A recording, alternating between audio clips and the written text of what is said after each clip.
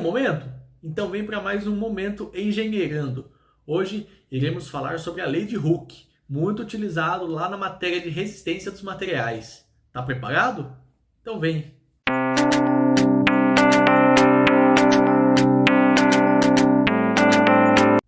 Bem, a lei de Hooke, né? A galera costuma falar a lei de Hooke. Hulk é o herói da Marvel, apesar dele ter uma... Se você for levar em termos assim entre linhas, ele tem uma relação com a lei de Hooke, tá? Mas não é ele o que originou a lei, tá?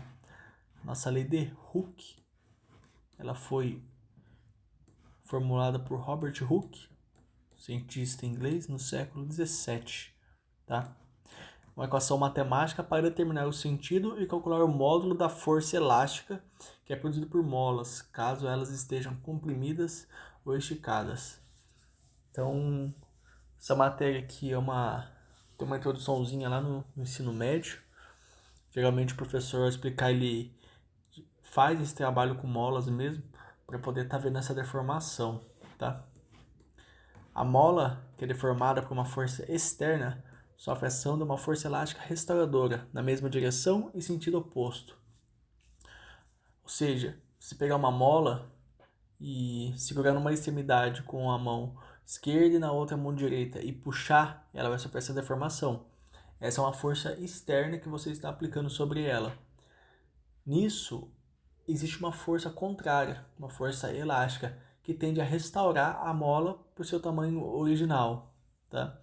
Mesma direção, porque se você puxa a mola na horizontal, mantém a mesma direção. Porém, em sentido oposto, se você puxa para a direita, a força tende a trazer de volta para a esquerda e vice-versa.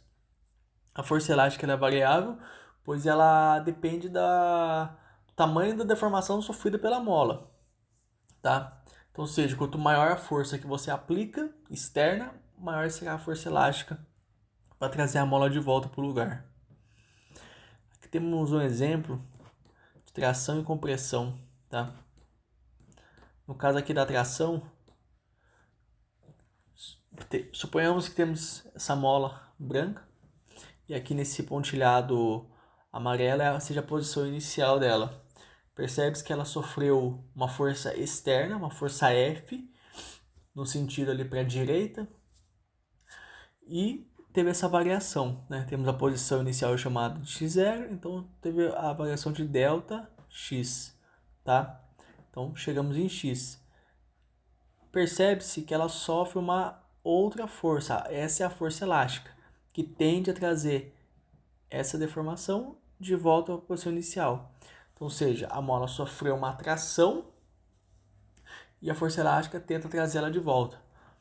Para a compressão, mesma coisa. Suponhamos agora que temos a mola aqui, branca, e a posição inicial dela, original, seja aqui, x0. Essa força externa, ela causou um deslocamento, uma variação aqui, chamando de menos x. Partimos de zero, apertamos a mola, né, com pressão, comprimindo ela, e aí existe essa força elástica que tende a trazer de volta a mola do local até onde ela foi comprimida, até a posição inicial, tá?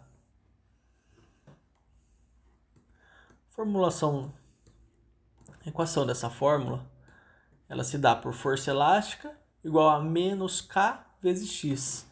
O que seria esse menos? O menos ele é apenas para representar que essa força ela tá sendo contrária à força externa, tá?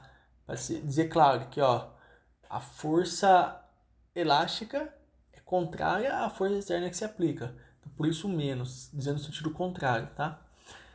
O K seria a constante elástica. Essa constante elástica ela é dada graficamente, tá? E ela é variável de acordo com cada material com que esteja trabalhando. E a deformação da mola em X. Essa é a questão do quanto a mola varia, tá? Seja sendo tracionado ou comprimido. Interessante perceber aqui a unidade de medida, tá? Força elástica em Newton, constante elástica em Newton por metro e a deformação da mola em metro. deformação ou elongação, o nosso x no caso. Como eu disse, é a medida da variação do comprimento da mola, calculada pela diferença entre o comprimento final e o inicial. Então, ou seja, pegou a mola, tem o tamanho original dela, mede, vou tracionar ela, poxa, tracionei, gerou uma deformação, uma elongação, teve uma variação no tamanho da mola. Essa é o seu x da equação, tá? E a constante elástica, como eu tinha falado, graficamente, é uma relação de força e a deformação, tá? Caracterizado por essa letra grega epsilon, tá? Unidade de medida metro e a força newton. Então, assim, por que ela é constante? Por que a força elástica ela é constante? Suponhamos que você pegue o mesmo material, tá? O mesmo material, um elástico. Vou dar um exemplo de um elástico, tá? Você aplique uma força de 50 newtons, tá? Sobre esse elástico. A deformação desse elástico, vai dar o quê? Suponhamos que de 2 metros. Beleza, então você aplica uma força de 50, 2 metros. Se você aplicar uma força do dobro da primeira, então no caso 100, a deformação também será o dobro, tá? Então é constante. Isso dentro do limite elástico, tá? Vejamos um exemplo aqui então. Uma mola de constante elástica igual a 200 Nm por metro tem comprimento de 20 cm. Quando submetida a uma força externa, passa a ter 15 cm. Determine o módulo da força elástica quando comprimida em 15 cm. Então o exercício ele nos traz aqui algumas informações importantes, né? Força, uma constante elástica igual a 200, tá? Então ele está te dando a constante. Comprimento de 20, e aí ele fala que quando surge uma força externa, passa a ter 15 centímetros. Então ele está pedindo para a gente resolver o que aqui? Determine o módulo da força elástica. Então aqui temos a fórmula, força elástica, menos K, constante, vezes a elongação. Então vamos lá. Temos aqui o módulo da força elástica, tá?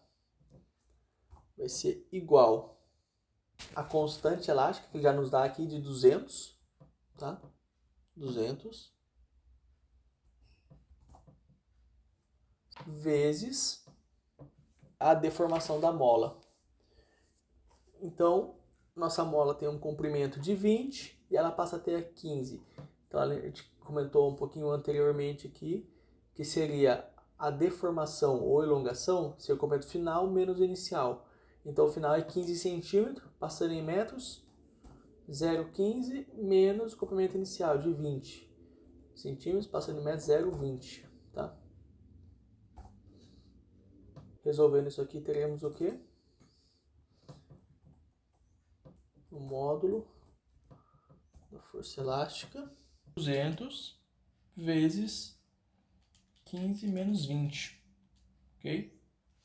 Então, teremos aqui menos 10 Newton por metro. Bem, esse foi o primeiro exemplo de uma mola simples. Então, um conceito geral de lei de Hooke, aplicado a várias engenharias, tá? Por hoje é isso. Qualquer dúvida, deixem nos comentários. E não deixem de seguir aqui a página, o canal. Curta o vídeo, compartilhe. Decida também nos comentários qual tipo de assunto que você quer ver aqui, tá? A ideia é apresentar assuntos da engenharia civil. Tá bom, pessoal? Um abraço, fique com Deus. Até mais. Tchau.